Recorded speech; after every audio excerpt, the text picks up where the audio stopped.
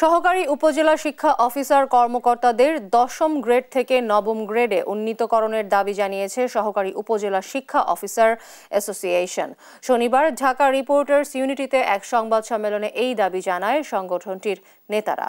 প্রাথমিক ও গণশিক্ষা মন্ত্রণালয়ের অধীন উপজেলা সহকারী শিক্ষা কর্মকর্তাদের একই পদে থেকে অবসর নিতে হয় বলে জানান তারা।